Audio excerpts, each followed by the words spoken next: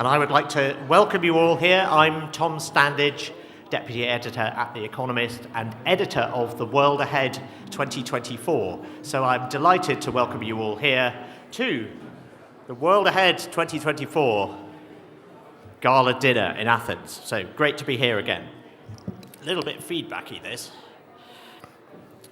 Okay, so we've got a star-studded evening for you this evening, and we're going to start off with our top 10 themes and predictions for 2024. So I'm going to take you through those now, and then we're going to move on to other guests and speeches and discussions. So I'm looking forward to all of it.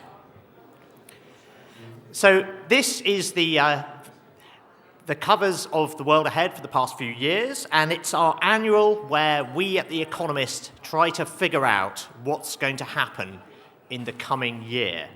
And it comes out every November, and it's put together in London, but with the contributions from all around the world and a variety of different inputs. We have the standard, we have the views of The Economist, so the same people who write the weekly, The Economist editorial staff. We also have our colleagues at the Economist Intelligence Unit who provide forecasts on 15 industries and 80 countries.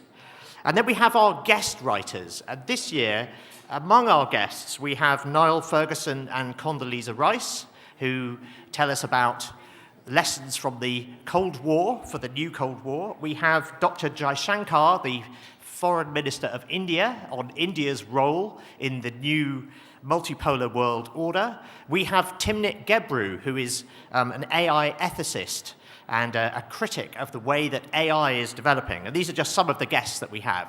So we have the Economist people, we have the EIU people, we have the guests, and then we also have a handful of forecasts from the super forecasters, and these are the team of forecasters who won the US intelligence community's competition to forecast geopolitical events. And they were so good at it that they actually stopped having the competition because they just kept winning.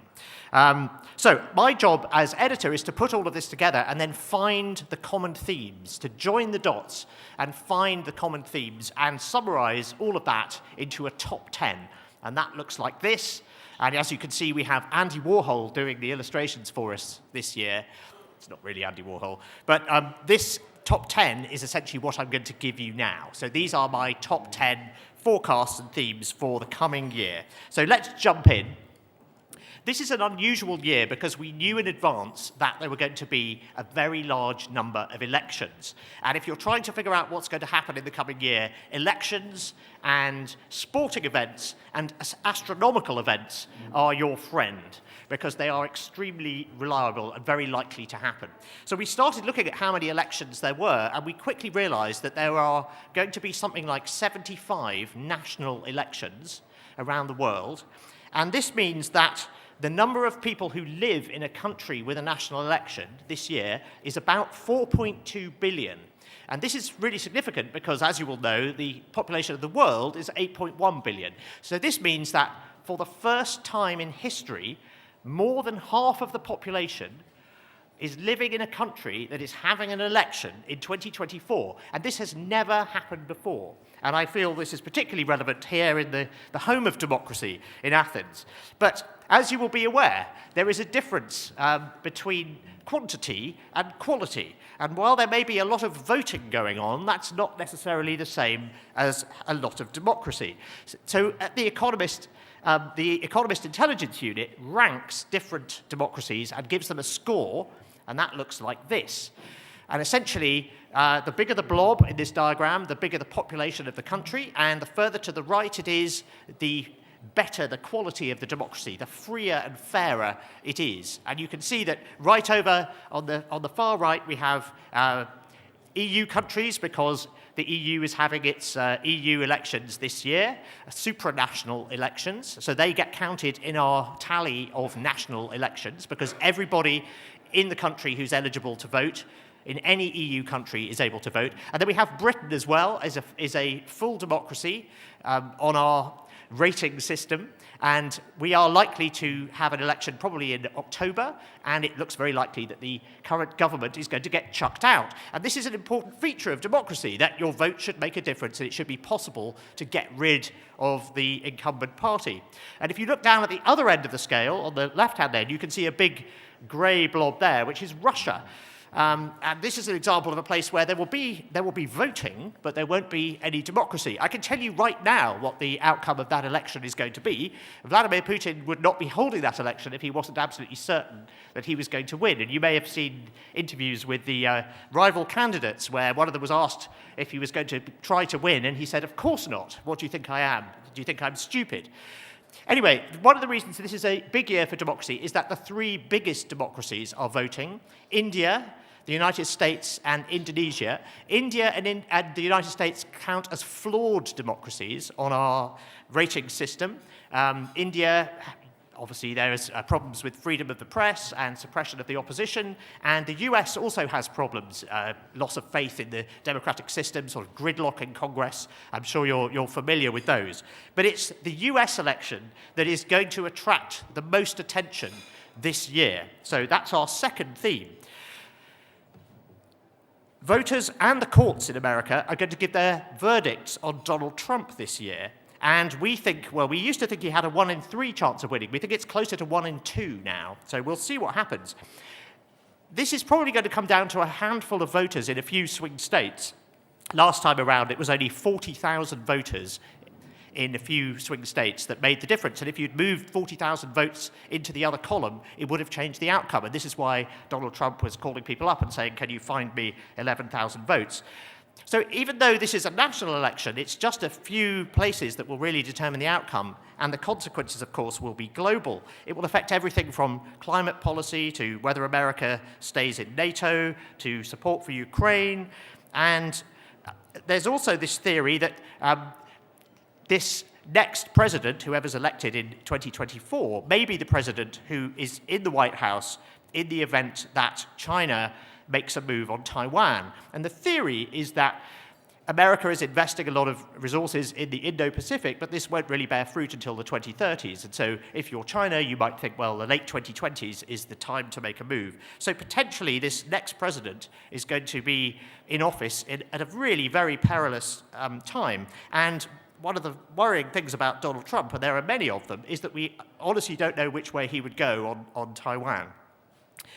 On Ukraine, we do have a very good idea of what he wants to do. He will want to pull the plug on American support for Ukraine, and he's already leaning on congressional Republicans to do just that. But that's the next of our trends, which is that given that you can no longer rely on American support for Ukraine, Europe needs to step up.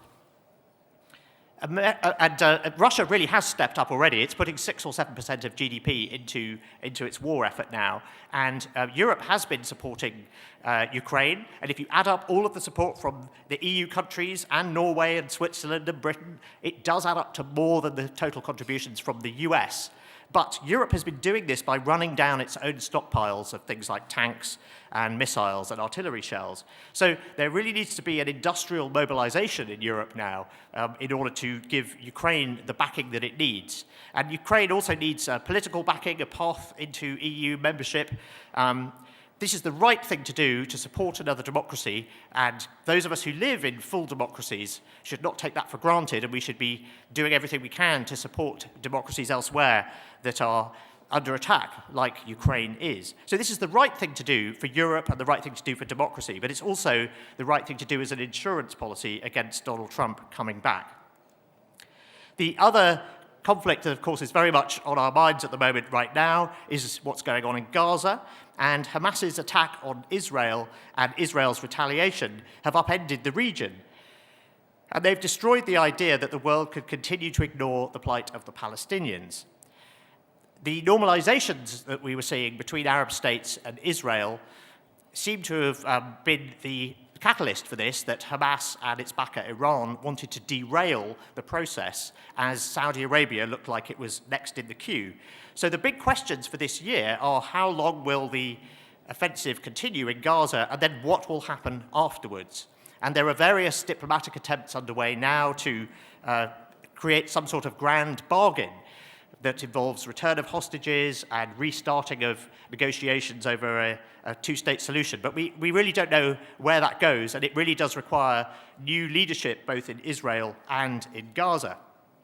Ursula von der Leyen said recently that a two-state solution looks more probable than it has for years, but that's a very low bar because the two-state solution has looked as dead as a duck for many years now. But the surprising thing is that this terrible conflict has reopened the path to a two-state solution. It's a very, very narrow path, but it's a path nevertheless. More broadly, there is conflict not just in Ukraine and in Gaza, but increasingly in other parts of the world too. And there's a sort of, an overarching theory for this is that this is the end of America's unipolar moment. And there are many parts of the world where no one in particular holds sway, and there is no, international institutions don't have any influence. So it's not just in those places. If you look at the Sahel region in Africa, you can now walk from the Atlantic to the Red Sea, a distance of about 6,000 kilometers, just passing through countries that have had coups since 2020. We're also seeing Iran's proxies thriving in failing states across the Middle East, shutting down freight through the Red Sea. We've just had this short war between Azerbaijan and Armenia in Russia's backyard. So generally around the world, we're seeing long frozen conflicts thawing, and we're seeing opportunism, Venezuela threatening to invade Guyana. This is a symptom of the fact that America is now the overstretched superpower in a much more disorderly, much more multipolar world. And the big question is, if America, which wanted to pivot to Asia, is now distracted in Ukraine and having to spend time on the Middle East, does that make it more likely that China would make a move on Taiwan? Well, so far it hasn't, which is a reminder that wars can be cold as well as hot. We do have a second Cold War here. We have Niall Ferguson and Condoleezza Rice giving their verdict on what lessons we could learn on this. This was a framing that the Economist resisted for a very long time because in the original Cold War, there was not much trade to speak of between the Soviet bloc and the rest of the West. But this time around, China is clearly very closely integrated into the supply chains of many, many Western companies. So technology in particular is the central front of this new Cold War, and we can expect this year more efforts by America to limit the flow of advanced technologies, particularly in semiconductors, to China, and China to look for new loopholes. We're also looking at Western companies as they try to decouple, which is much more easily said than done. It turns out that if you move your manufacturing to India or Vietnam, that doesn't really help you if you're still just assembling components that are coming from China. So we think a lot of decoupling is phony. But there's also increasing concern over things like the processing of lithium and rare earth elements, all of which are dominated by China. And that's another element of this new Cold War, which is the efforts to woo the countries in the global south that hold the new energy resources that we need for the green transition. And that's our next trend. The clean energy transition is minting new green energy superpowers, and the resource map looks very different from the way we're used to thinking of it. We're used to thinking about, well, where do we find the oil and the gas around the world? And now suddenly we care about where do we find the lithium and the nickel and the copper and the cobalt, and things like that. And the answer is in completely different places. So if you look at this map, you can see that I think a lot of people know Chile has a lot of lithium, but so does Australia. It turns out Zimbabwe does as well. Ghana has just opened its first lithium mine. A huge discovery of lithium has just been made in the United States. And this is an example of how it's not just a different map, it's a changing map. And we need to adjust our mental models of where the valuable resources in the world are and who has them. And it's even more complicated than that because changes in technology mean that there are new technologies like sodium batteries or deep sea mining, which could mean that we could find resources in new places or do without them altogether. Onto the economy, the biggest thing we got wrong in 2023, along with a lot of other people, was we were too pessimistic about Western economies and the US economy in particular. The expected recessions did not occur. There's an old joke among economists that economists have successfully predicted 9 of the last 5 recessions. And this is because if you predict a recession, you're always right eventually. And therefore timing matters. We were wrong. We said that there would be recessions in 2023, and so far there weren't. In the US, certainly, there hasn't been one. The UK may have gone into recession at the end of 2023. So even though if the US and the EU and Britain managed to avoid recessions in 2024, the higher for longer interest rates will be painful for companies and consumers alike.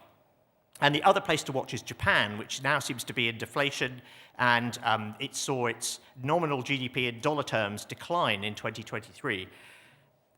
And China is in deflation, and the concern is that China is going to go down the path that we saw Japan going down in the 1990s, Japanification.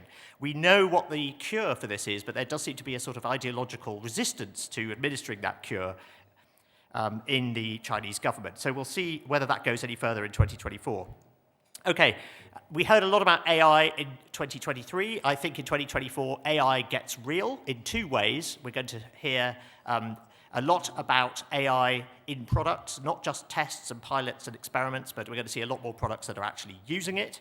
And some of those products will work, and some of them won't, and will go wrong in unexpected ways. And so the other way that AI will get real in 2024 is that regulators will be paying a lot more attention and will be introducing rules. The EU is introducing the AI Act, China has its own rules, and other countries around the world are trying this too. And I think we're going to see which of those rules have traction and which of these different approaches works best. I think a lot of the debate about AI in 2023 has been quite silly, and it's focused much too much on things like killer robots and existential risk, which I don't think is a realistic prospect in the near term, or indeed possibly ever at all. So I think the debate will get a bit more realistic in 2024, and in particular, it will focus on the real existing risks, which are AI systems demonstrating bias and discrimination, and the concern that this will have a negative impact on jobs. Now, so far, there's no evidence of that. We see record employment in the OECD countries, but there is concern about that, so that's something to watch very closely. The other thing to watch closely is whether this translates into an increase in productivity as AI is adopted. There's one thing in particular that AI is extremely effective at doing, and that is making software coders more efficient and more productive. And we had a beautiful demonstration of this last year. Italy turned off ChatGPT for a week, and during that week, the productivity of Italian programmers fell by half. And so that's quite suggestive that a lot of coders are using this already. Something like 80 or 90% of software engineers in Western countries are already using these tools. So it will be interesting to see whether that translates into real productivity gains over the next year. Okay, this has all been a bit depressing, so I've been looking for something that might make us feel optimistic in 2024, and a good candidate for that would be the Olympics, and even a cynic like me finds it very inspiring to see the greatest athletes in a given discipline coming together to find out who is the best in the world. But I fear that this year's Olympics, as has often been the case in the past, will be overshadowed by political arguments, and in particular, the question of whether Russian and Belarusian athletes should be able to compete, and if so, under what terms. Well, what about a return to the moon? There was meant to be a moon mission in November 2024. It's now been delayed until 2025, but it would have seen the first black man, the first woman, and the first non-American leave Earth orbit, go round the back of the moon, and come back. And perhaps that would have been a moment of unity. But again, I fear that this is actually a reminder of the original space race during the Cold War, which was a demonstration by America of its technological superiority, and it's very hard to escape that similar feeling today. Many of my colleagues at The Economist are very optimistic about cricket, and there's a big cricket tournament that's happening in America and the West Indies, and they are hoping that America will catch the cricket bug, but I think that's a bit of a long shot. And I think anyone who's hoping for some global unity this year will be caught out, as the cricketers say. So you can find out more about all of these trends and much more on economist.com. And I wish you the best of luck in navigating all of the ups and downs of the coming year. Thank you for listening.